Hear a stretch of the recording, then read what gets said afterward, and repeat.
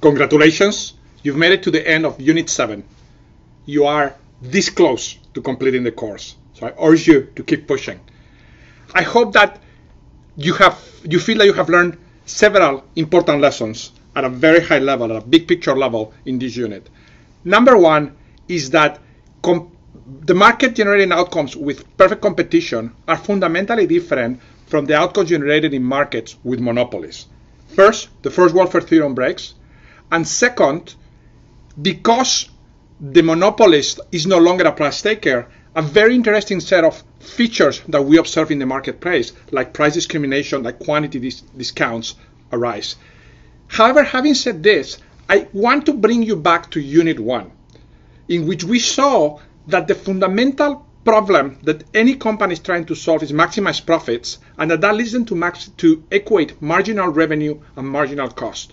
Please notice how that fundamental lesson has not disappeared in this unit. Even though things look different, the problem definitely looks more complicated, that fundamental force is still there. Let me summarize some of the key ideas that are worth committing to memory from this unit.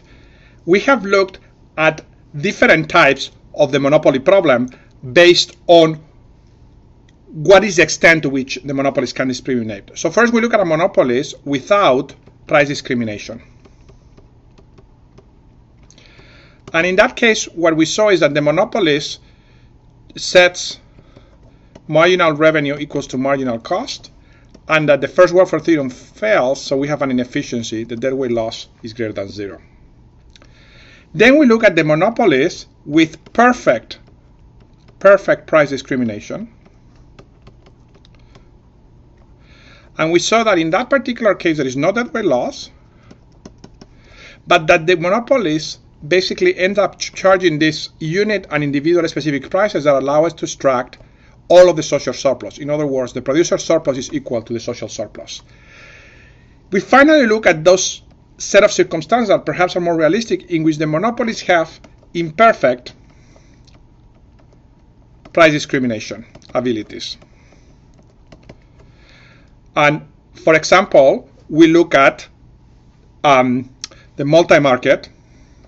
In particular, I want to highlight that, the multi-market price discrimination. And we saw in that case what the monopolist does is sets the marginal revenue in every market I equals to the marginal cost, and that still generates a deadweight loss. Okay. Second, we also look at what are the policy tools that the government has to deal with monopoly in the case of full information. And let me highlight that all of these results really depend on this assumption of full information that is not particularly realistic, but we cannot attack the full case in this course. What we saw is that the government can do regulation, or it can engage in a subsidy policy. With regulation, basically what it does is induces the firm to choose Q monopoly equals to the optimal quantity, either through a price or a quantity regulation. And if it's in a price regulation, what it says is the price of the monopoly is equal to the aggregate marginal benefit at this Q optimal quantity. Now, with a subsidy, what the government does, it lets the monopoly do whatever it wants, but it sets a subsidy which is equal to the aggregate marginal benefit at the optimal quantity minus the marginal revenue at the optimal quantity, and this is greater than 0. In both cases, the deadweight loss is equal to 0.